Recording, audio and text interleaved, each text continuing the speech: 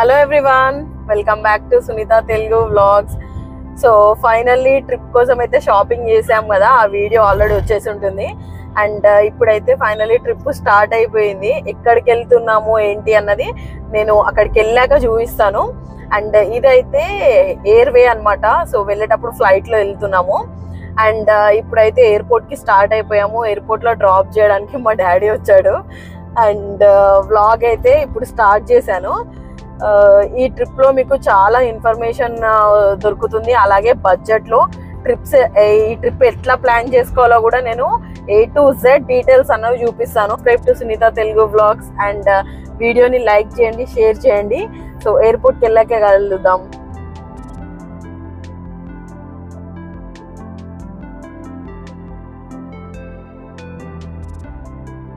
So finally మేమైతే airport reach అయిపోయాము. And please bear with my voice because ఈ ట్రిప్లో కొంచెం కోల్డ్ అండ్ కాఫ్ వచ్చిందనమాట హీట్ ప్రెషర్ వల్ల.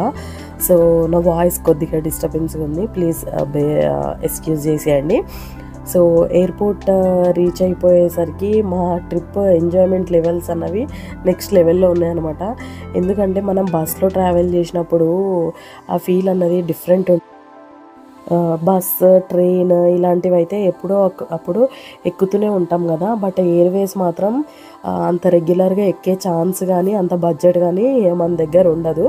సో ఎప్పుడో ఒకసారి మనం ఎయిర్పోర్ట్కి వెళ్ళినప్పుడు మనకి ఆ ఫీల్ అన్నది చాలా స్పెషల్గా అనిపిస్తుంది. అలాగే ఏదో కొంచెం లైఫ్లో ఇంకొక కొత్త ప్లేస్ చూస్తున్నామన్న ఆనందం కూడా చాలా బాగుంటుంది అనమాట. సో ఎయిర్పోర్ట్లో అయితే ఫస్ట్ చెక్ఇన్కి మనకి ఆధార్ కార్డు ఉండాలి ఖచ్చితంగా. ఒరిజినల్ లేకపోయినా జిరాక్స్ ఉన్నా సరిపోతుంది. అలాగే మన బోర్డింగ్ పాస్ కూడా ఉండాలి.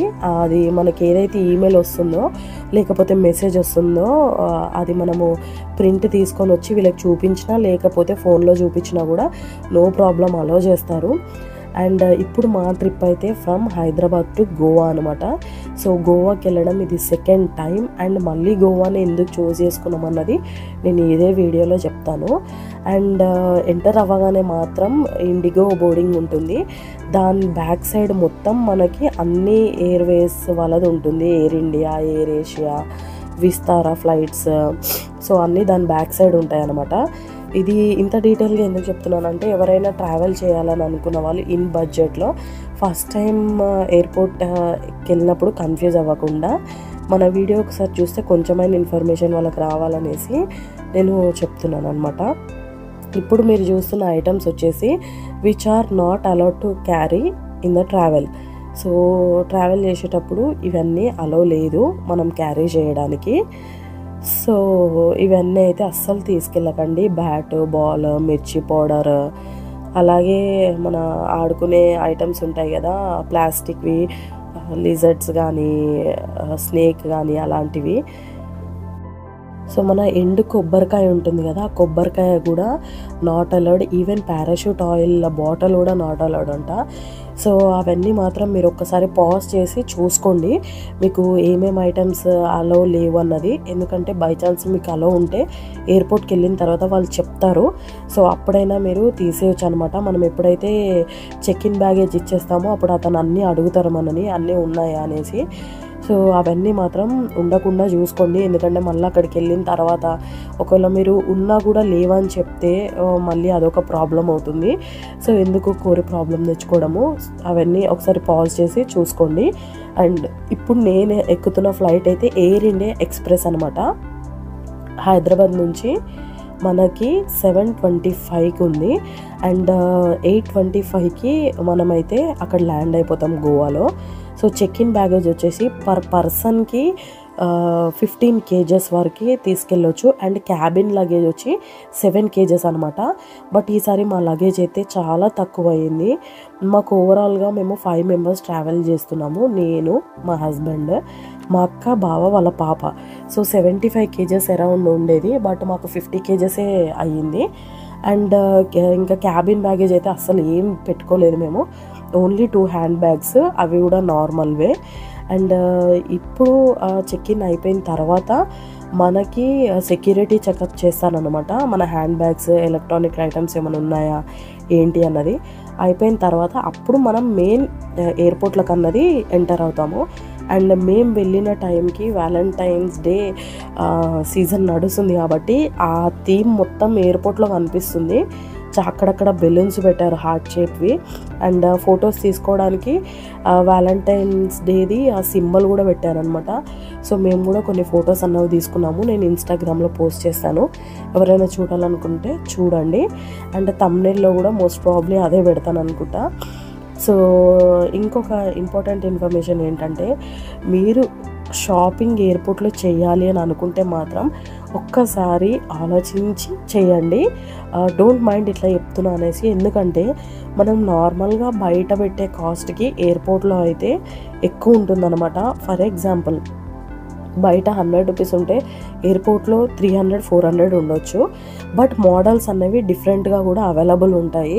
మనకి ఇంక ఈ ఐటెం దొరకదు అని అనిపిస్తే మాత్రం ఖచ్చితంగా నేనైతే కొనేస్తాను. అండ్ ఈసారి మాత్రం నేను పోయినసారి చూసిన దానికంటే ఎయిర్పోర్ట్లో కలెక్షన్స్ కానీ అండ్ ఇంకా కొత్త కొత్త స్టాల్స్ కానీ ఎక్కువ కనిపించాయి అనమాట నాకు. అండ్ ఈసారి మేము కొత్తగా ట్రై చేయాలని అనుకుంది ఏంటంటే, 2 రూపీస్కే లాంజ్ ఫెసిలిటీ ఉంది కదా, సో అది ట్రై చేయబోతున్నాము.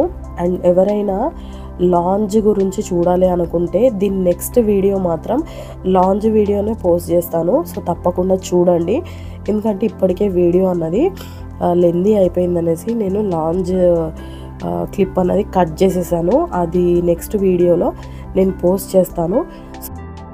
సో లాంజ్ యాక్సెస్ ఉన్న వాళ్ళు అయితే మాత్రం తప్పకుండా ఫెసిలిటీని యూస్ చేసుకోండి. సో యూస్ చేసుకోవడానికి మీరు మీ బోర్డింగ్ టైం కంటే మినిమం ఒక 2 అవర్స్ ముందే మీరు ఎయిర్పోర్ట్కి అనేది వెళ్ళాలన్నమాట. 2 or 3 అవర్స్ బిఫోర్. సో అప్పుడే మీరు ఆ యాక్సెస్ అనేది యూస్ చేసుకోగలుగుతారు. లేదు అని అంటే మీకు అక్కడ బోర్డింగ్ టైం అయిపోతుంది. ఇక్కడ లాంజ్లో మీరు ఫుడ్ తినాలంటే మీకు అట్లీస్ట్ ఒక 30 minutes to 1 hour టైం పడుతుంది అనమాట. సో హరీ బరీ రష్ రాకుండా మీరు ఒక 3 అవర్స్ బిఫోరే మీరు ఎయిర్పోర్ట్కి అన్నది వెళ్ళిపోండి. సో దట్ మీకు అంతా కూల్గా ఉంటుంది. సో లాంజ్లో అయితే మనకు ఓన్లీ 2 రూపీస్కి అన్లిమిటెడ్ ఫుడ్ అనేది వస్తుంది. లేదు అంటే మనకి ఎయిర్పోర్ట్లో KFC, బర్గర్ కింగ్, మెక్డానల్డ్స్ ఇలాంటివి కూడా చాలా ఉంటాయి. సో మనం కావాలంటే అక్కడ కూడా ఫుడ్ తీసుకోవచ్చు. బట్ కంపారిటివ్లీ ప్రైజెస్ అయితే ఎక్కువ ఉన్నాయి. అండ్ ఈసారి నాకు ఎయిర్పోర్ట్లో బాగా నచ్చింది అయితే మాత్రం కలెక్షన్ అండి. ఈవెన్ ప్రైజెస్ ఎక్కువ ఉన్నా కూడా కలెక్షన్ అయితే చాలా బాగుందన్నమాట. సో ఇప్పుడు నేను ఎయిర్ ఇండియా ఎక్స్ప్రెస్ ఏ ఫ్లైట్ నెంబర్ అవన్నీ నేను చెప్తాను అనమాట. సో ఎయిర్ ఇండియా ఎక్స్ప్రెస్లోనే వెళ్తున్నాను ఫ్రమ్ హైదరాబాద్ టు గోవా. నాకు కాస్ట్ వచ్చేసి 2700 రూపీస్ పడింది. అండ్ ఇంక్లూడింగ్ ట్యాక్సెస్ అయితే 3000 అనమాట. బట్ నేను Yes Bank credit card use చేయడం వల్ల నాకు డిస్కౌంట్ అన్నది అప్లై అయింది అరౌండ్ 400 రూపీస్. సో దట్ నాకు మళ్ళీ నా ఫ్లైట్ 2600 or 700కి వచ్చేసింది. అండ్ ట్రావెల్ టైం వచ్చేసి 1 hour. సో ఫ్లైట్ నెంబర్ వచ్చేసి 15-15-18. సో 15-15-18 అనమాట.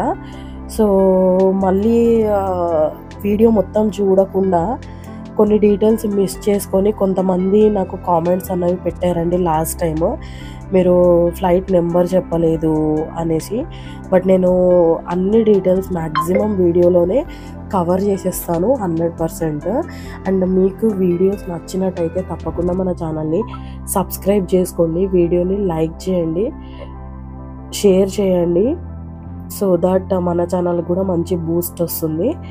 అండ్ ఇంకొక ఇంపార్టెంట్ ఇన్ఫర్మేషన్ ఏంటంటే, మీకు చూపిస్తున్నాను కదా, అదే ఎవరైనా నడవడానికి ప్రాబ్లం ఉన్నట్టు అవుతే అండ్ పేరెంట్స్ని తీసుకొని వెళ్తే నడవలేకపోతే మాత్రము మీరు అక్కడ షటిల్ సర్వీసెస్ ఉంటాయి కదా, అవి యూస్ చేసుకోండి. సో ఎంక్వైరీ సెక్షన్స్లో అడిగితే మీకు అన్ని డీటెయిల్స్ దొరుకుతాయి. కొన్ని టైమ్స్ మనం షైగా ఫీల్ అయ్యి అడగము, బట్ ఖచ్చితంగా అడగండి, అడిగి ఆ సర్వీసెస్ అనేవి యూస్ చేసుకోండి. అండ్ మనం చెక్ ఇన్ అవ్వగానే అక్కడ మనం బ్యాగ్స్ అని ఇచ్చేసాక మనకి ఏ గేట్ నెంబర్ అనేది చెప్తారనమాట.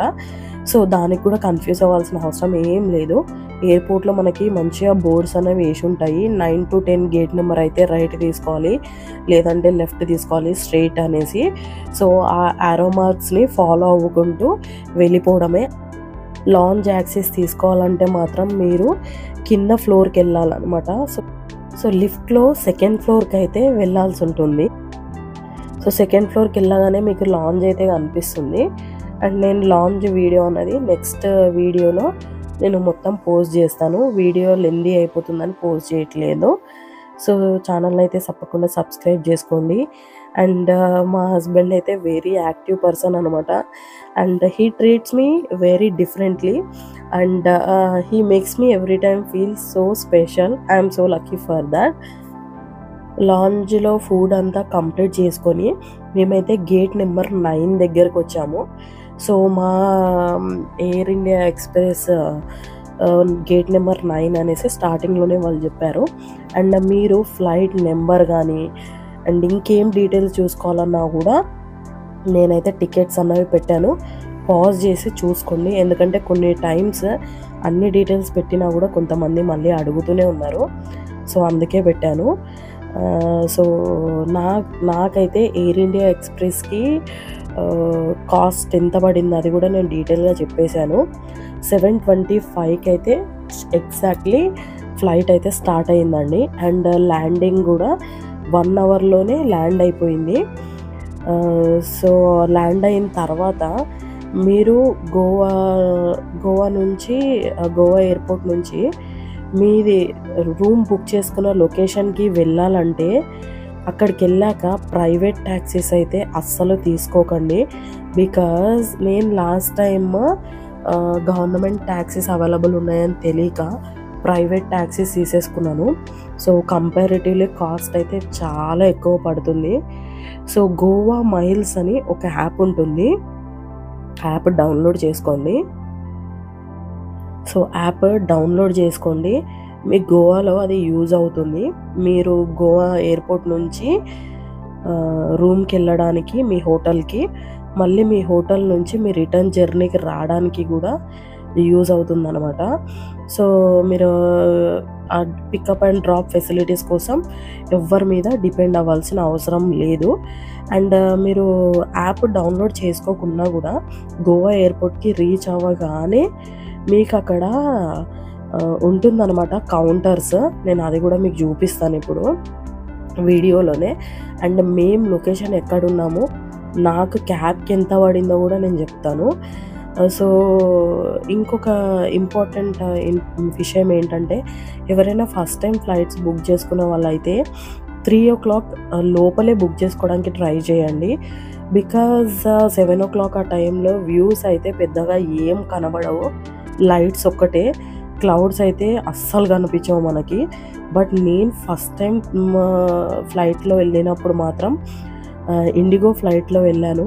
అప్పుడు అరౌండ్ 4 o'clock ఏమో ఉండే. బట్ వ్యూస్ అయితే సూపర్ అండి. హైదరాబాద్ టు గోవాకి వెళ్ళే ఫ్లైట్ వ్యూస్ అయితే నెక్స్ట్ లెవెల్ ఉంటాయి అన్నమాట.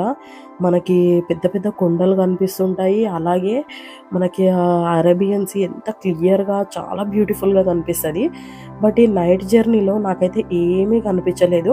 అండ్ నేను ఇంకా ఎక్స్ట్రా మనీ పే చేసి 250 రూపీస్ నేను విండో సీట్ తీసుకున్నాను అనమాట.